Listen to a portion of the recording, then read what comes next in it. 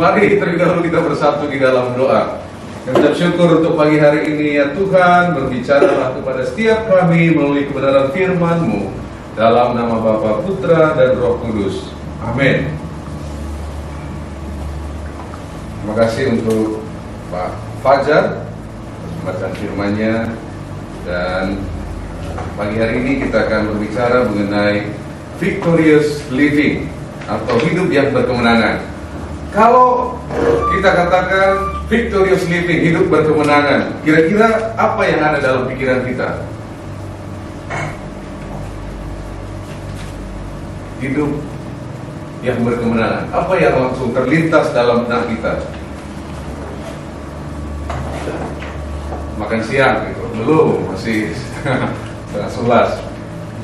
Nah, di Alkitab kita diajarkan bahwa hidup sebagai orang percaya itu sebagai sebuah pertandingan. Kita baca di 1 Korintus 9 ayat 24 sampai 27. Tidak tahukah kamu bahwa dalam gelanggang pertandingan semua peserta turut berlari, tetapi bahwa hanya satu orang saja yang mendapat hadiah? Karena itu larilah begitu rupa sehingga kamu memperolehnya. Tiap-tiap orang yang turut mengambil bagian dalam pertandingan menguasai dirinya dalam segala hal. Mereka berbuat demikian untuk memperoleh suatu mahkota yang fana, tetapi kita untuk memperoleh suatu mahkota yang abadi. Next. Sebab itu aku tidak berlari tanpa tujuan, dan aku bukan petinju yang sembarangan saja memukul, tetapi aku melatih tubuhku dan menguasainya seluruhnya, supaya sesudah memberitakan Injil kepada orang lain, jangan aku sendiri ditolak. Rasul Paulus menggambarkan bahwa hidup orang Kristen, hidup orang percaya itu seperti pertandingan. Nah, pertanyaannya, bagaimana kita bisa menang dalam pertandingan kehidupan yang sedang kita jalani? Dan pagi hari ini kita akan belajar dari Yosua pasal 1 yang tadi dibacakan untuk kita semua. Dari pasal 1 kita akan belajar 3 prinsip yang bisa kita aplikasikan ke dalam kehidupan kita. Kita lihat dari Yosua 1 ayat 1 sampai 2. Sesudah Musa hamba Tuhan itu mati, berfirmanlah Tuhan kepada Yosua bin Nun, abdi Musa itu. Nah, jadi Yosua dulu pelayannya siapa? Musa. Nah, nggak ada orang yang bisa menjadi pemimpin kalau tidak bisa menjadi pelayan.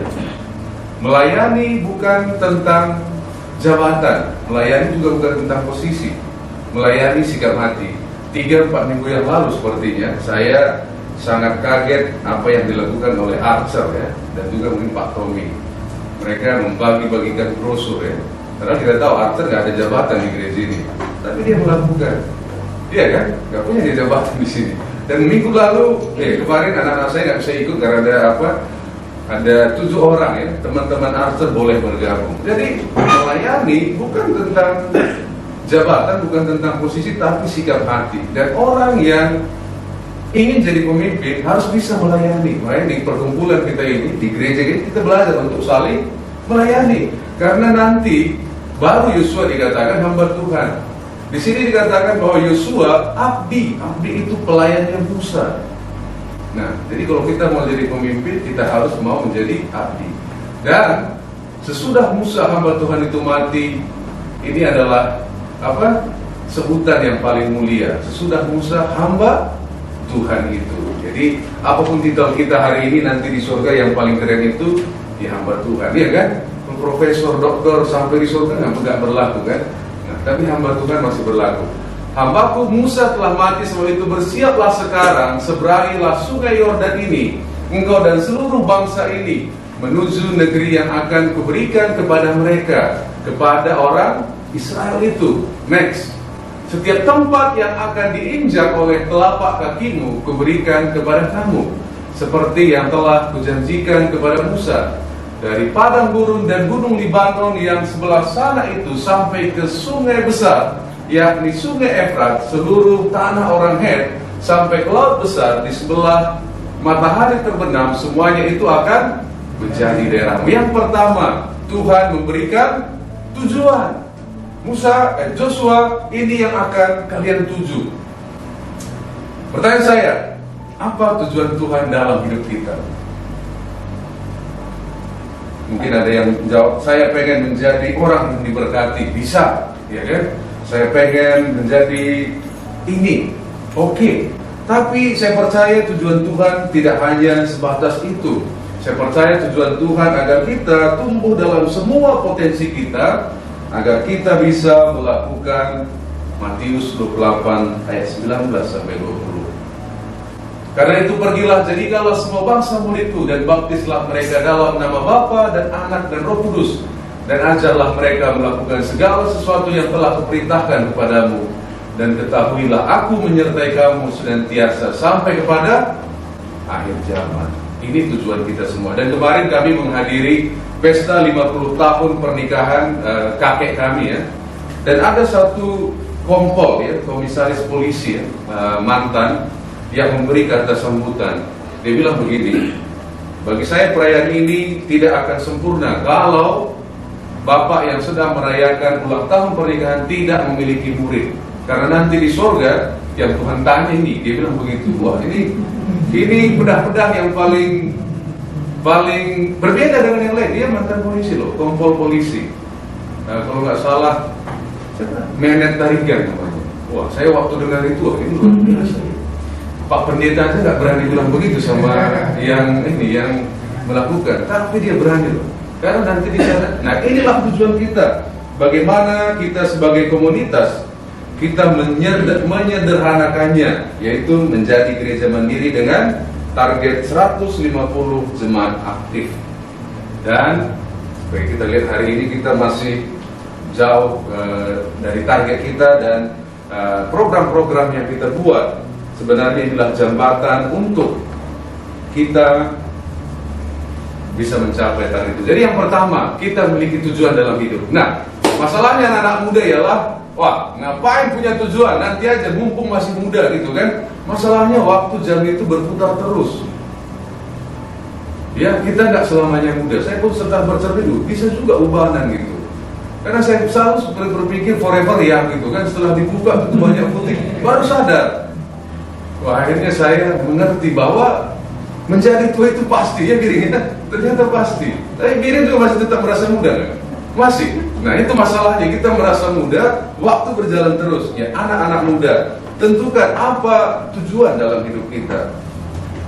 Nah, yang berikutnya, Tuhan memberikan janji. Ya. Oke, berapa banyak yang di sini memiliki? Ya oke, berapa yang di sini berjalan bersama Tuhan? Wah, yakin ya. Berarti semuanya memegang janji Tuhan, ya. Ya, benar ya. Kenapa? Karena Amos berkata, berjalankah dua orang kalau mereka tidak berjanji? Kalau kita katakan kita berjanji, kita memiliki berjalan dengan Tuhan, pasti kita pegang janji Tuhan. Apa janji Tuhan kepada Yosua? Seorang pun tidak akan dapat bertahan menghadapi engkau seumur hidupmu. Seperti aku menyertai Musa, demikianlah aku akan menyertai engkau. Aku tidak akan membiarkan engkau dan tidak akan meninggalkan engkau. Dan bukankah ini yang dijanjikan Tuhan tadi di Amanat Agung yang kita baca? Yang dijanjikan Tuhan apa? Kehadirannya, dirinya. Bayangkan kalau Pak Jokowi bilang, ya di Medan ini kalau ada apa-apa saya hadir katanya. Tenang gak hidup kita? Tenang ya? Seharusnya kita tenang. Kenapa? Karena kehadirannya yang dijanjikan, bukan utusannya. Aku tidak akan membiarkan engkau dan tidak akan meninggalkan engkau. Dan kita perlu memegang janji Tuhan. Kenapa? Karena walaupun Tuhan yang memberikan tujuan, walaupun Tuhan yang memberikan arah, walaupun Tuhan yang berjanji, ada tantangannya. Kalau kita baca seluruh kitab Yosua, banyak sekali pertempuran.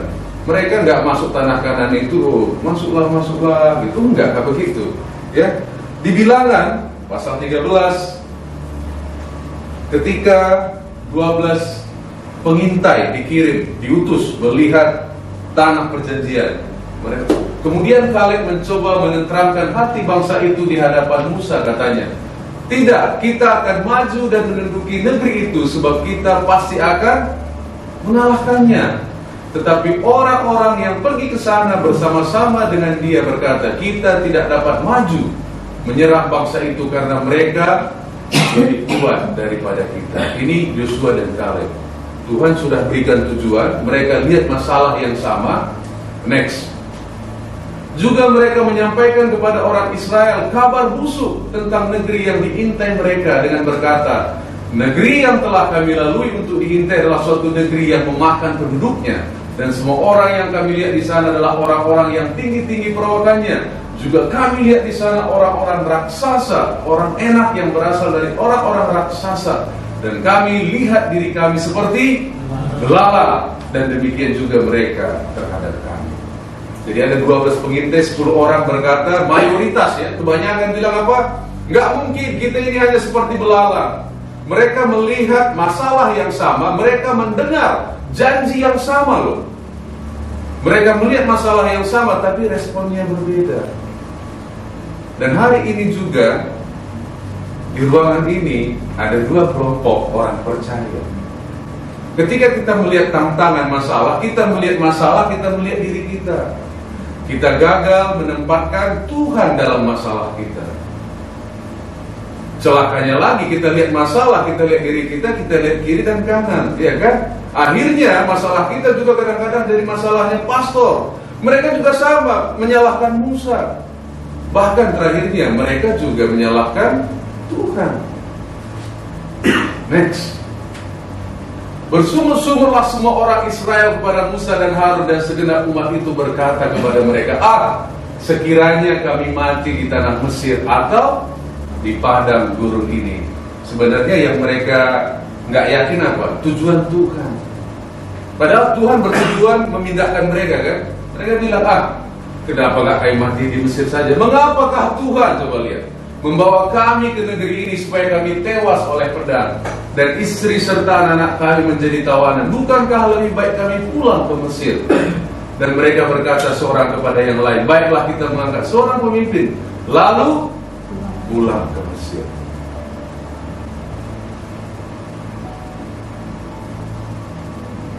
Jika kita tidak percaya janji Tuhan, mungkinkah kita taat kepada Tuhan? Tidak mungkin. Makanya kalau kita tidak percaya janji Tuhan dalam hidup kita, dalam masa depan kita nggak akan mungkin taat sama Tuhan. Makanya saya tanya tadi, berapa banyak yang berjalan bersama Tuhan? Orang yang berjalan pasti pegang janji Tuhan. Jadi ketika tantangan datang, kita balik ke janji itu. Kenapa? Karena janji itu akan menenangkan kita. Masalahnya adalah dalam setiap ketidakpercayaan ada konsekuensi. Ya, apa konsekuensinya? Next. Tetapi Yosua bin Nun, ya semua mereka tidak masuk ya. Ini lihat, kita lihat respon Yosua. Tetapi Yosua bin Nun dan Kaleb bin Yefune yang termasuk orang-orang yang telah mengintai negeri itu mengoyakkan pakaiannya dan berkata kepada segenap umat Israel, negeri yang kami lalui untuk diintai itu adalah luar biasa baiknya. Wow. Jika Tuhan berkenan kepada kita, maka Ia akan membawa kita masuk ke negeri itu dan akan memberikannya kepada kita suatu negeri yang berlimpah-limpah susu dan manisnya. Dan dalam setiap ketidakpercayaan ada konsekuensinya. Semua generasi yang tidak percaya ini nggak bisa masuk tanah perjanjian. Ada konsekuensinya. Bukan berarti Tuhan itu kejam dan biar kita mengerti bahwa ketidakpercayaan itu mendatangkan ketidaktaatan. Dan ini yang dibuat di dalam kitab Ibrani. Next. Dan siapakah yang telah ia sumpahi bahwa mereka tak akan masuk ke tempat penantiannya? Bukankah mereka yang tidak taat? Demikianlah kita lihat bahwa mereka tidak dapat masuk oleh karena ketidakpercayaannya. Jadi tidak taat dan ketidakpercayaan ini beriringan. Jadi taat dan percaya pasti berjalan bersama-sama. Kalau kita tidak percaya janji Tuhan, kita nggak mungkin taat sama Tuhan. Makanya percaya nggak kita janji Tuhan? Percaya dan taat itu satu paket. Dan menjalani janji Tuhan itu tidak ada jalan pintas. Jadi ketika mereka menghadapi tanah perjanjian, nggak dikatakan maka Yosua mencari jalan yang paling mudah, enggak. Mereka harus menghadapi raksasa-raksasa. Dulu waktu saya kuliah, persekutuan mahasiswa Kristen itu nilai agama, mata kuliah agama, yang dinilai kehadiran dan keaktifan memiliki porsi persentase. Jadi yang dilakukan teman-teman saya waktu dosen lewat baru aktif, ya kan, tarik sana sini gitu. Kalau nggak ada nggak aktif gitu. Yang dilihat bukan itu keaktifan, maksudnya yang mengerti apa yang dibicarakan dan lain sebagainya. Sehingga pada waktu ujian disuruh bikin kesimpulan rangkuman, nggak bisa gitu. Bukan yang seperti itu. Nah, jadi nggak ada shortcut untuk janji Tuhan itu. Makanya Saint Agustinus berkata seperti ini: berdoalah seolah-olah semuanya bergantung kepada Allah, dan bekerjalah seolah-olah semuanya bergantung padamu. Jangan suka, nggak ada shortcut, ya, nggak ada shortcut. Nah, yang ketiga, Taurat Tuhan, firman Tuhan, perintah Tuhan. Yang pertama tadi tujuan Tuhan, janji Tuhan, Taurat Tuhan. Next, Taurat Tuhan itu sempurna, menyegarkan jiwa. Peraturan Tuhan itu teguh, memberikan hikmat kepada orang yang tak berpengalaman. Ayat 8 dan 9. Janganlah engkau lupa memperkatakan kitab Taurat ini, tetapi renungkanlah itu siang dan malam, supaya engkau bertindak hati-hati sesuai dengan segala yang tertulis di dalamnya. Sebab dengan demikian perjalananmu akan berhasil dan engkau akan beruntung. Bukankah telah kuperintahkan kepadamu, kuatkan dan teguhkanlah hatimu. Janganlah kecut dan tawar hati, sebab Tuhan Allahmu menyertai engkau kemanapun engkau pergi. Perkatakanlah, renungkanlah Taurat itu siang dan malam. Ya, kalau kita bisa khawatir, berarti kita bisa merenung. Yang kita renungkan itu hal yang salah. Renungkan firman Tuhan itu. Kenapa? Karena apa yang ada dalam pikiran kita itu, itulah yang akan menggerakkan kita. Bagi Musa, janji Tuhan itu membuat dia melihat tantangan, bukan tantangan. Kalau Tuhan berkenan kepada kita, kita pasti bisa masuk tanah perjanjian itu. Masalahnya sama. Nah, pada suatu hari ada seorang pekerja bernama Ruben yang sedang lembur bekerja, memasukkan stok ikan tangkapannya. Ya, dia bekerja di penyimpanan yang dingin. Ya, kalau kita belanja ke Brastagi, biasanya stoknya pagi-pagi itu diambil dari ruangan yang dingin karena semuanya dibekukan. Nah, seperti sebuah freezer raksasa. Di dalamnya kita bisa menyimpan persediaan ikan ataupun daging selama berbulan-bulan. Saat Ruben sedang berada di dalam cold storage, ya, freezer yang besar itu tadi, tiba-tiba pintu tertutup dari luar. Jeder, gitu ya. Ruben panik. Ia terus berusaha mendorong dan mengedor-ngedor pintu dari dalam. Namun tidak ada satu pun orang yang mendengar dan membukakan pintu. Dirinya baru sadar bahwa saat ini ia sedang kerja lembur. Artinya tidak ada orang lain di gudang saat itu selain dia. Ia mulai merasa kedinginan. Ruben tahu bahwa tidak ada orang yang bisa bertahan dalam dingin berjam-jam, apalagi melewati temperatur minus, ya. Seluruh kaki dan tangannya mulai terasa beku. Kepalanya mulai pusing. Setelah ia berjuang selama berjam-jam, masih tetap tidak ada seorang pun yang membukakan pintu. Akhirnya Ruben memutuskan untuk menulis diari catatan. Catatan terakhirnya, detik-detik terakhir situasi sampai ia akhirnya tidak mampu lagi menahan dingin. Keesokan harinya saat pekerja lain tiba, mereka menemukan Ruben telah meninggal dalam keadaan hipotermia. Di tangannya, pekerja lain menemukan secari kertas pengalaman Ruben dari jam ke jam hingga akhirnya ia meninggal. Setelah dilakukan pemeriksaan, ternyata freezer yang besar itu tadi, cold storage itu tadi sedang rusak. Tingkat dinginnya tidak melewati minus sama sekali. Para dokter pun kebingungan saat mereka memeriksa jasad Ruben yang hipotermia. Ruben meninggal karena sugesti pikirannya sendiri. Padahal sedang rusak, tapi karena dia pikir, wah kalau kedinginan aku mati, itu yang ada dalam pikirannya. Ada suatu pelajaran yang bisa kita pelajari dari kisah di atas, bahwa tanpa sadar kita kadang-kadang juga seperti Ruben. Kita sedang merasa situasi kita, menghajar kita melihat diri kita seperti belalang. Itu makanya perlu apa yang kita renungkan, sehingga kita tidak berasumsi. Jadi pagi hari ini kita belajar 3 hal. Yang pertama, apa tujuan Tuhan? Kenapa kalau kita tidak mengerti tujuan Tuhan, dibawa pun kita sudah mau sampai tanah perjanjian, apa kata mereka? Pulangkan saja kami ke Mesir. Dan kalau kita tahu tujuan Tuhan, kita percaya tujuan dan janji Tuhan, maka kita akan taat. Yang berikutnya, janji Tuhan belum. Janji Tuhan dan Taurat Tuhan, firman Tuhan. Untuk apa firman Tuhan? Untuk kita renungkan. Jadi kalau kita dengar hari ini, coba renungkan, ditanya, ya konteksnya dalam kehidupanku, apa yang bisa kupelajari, apa yang bisa kuterapkan. Ya, sehingga firman itu hidup. Benar ya? Jangan hanya tahu janji Tuhan. Semua orang tahu janji Tuhan kan? Google saja janji Tuhan, banyak sekali. Tapi hiduplah di dalamnya, sehingga waktu tantangan itu ada, kita bisa seperti Yosua dan Kaleb. Benar ya? Sekalipun masalah itu sama, raksasa di depan loh.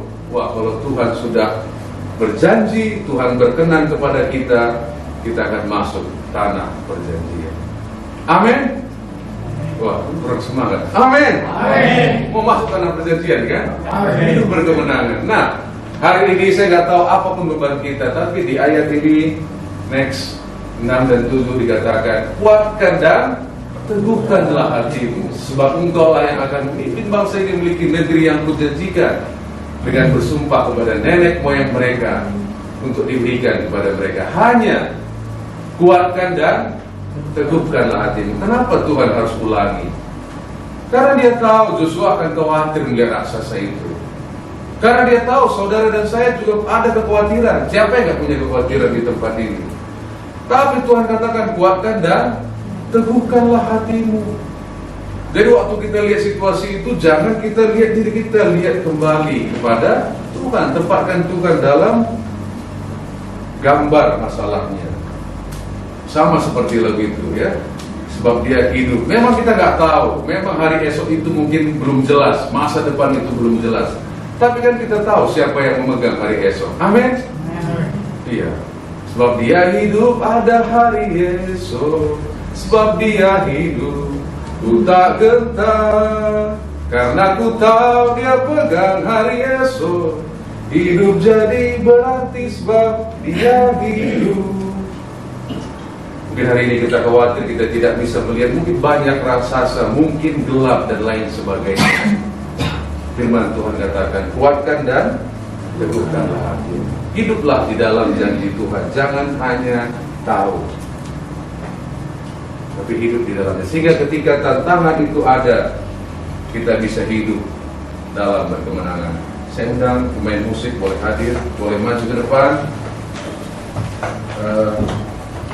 Mari kita semua bangkit berdiri, kita respon firman ini.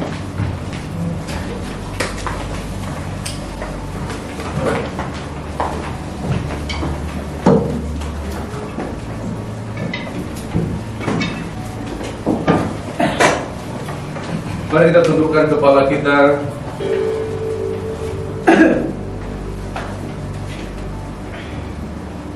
Tahun 2023 mungkin begitu banyak tantangan yang sedang kita hadapi. Di pagi hari ini, biarlah apa yang dialami oleh Yosua menginspirasi hati kita untuk boleh berdiri teguh dalam tujuan Tuhan, janji Tuhan, dan firman Tuhan.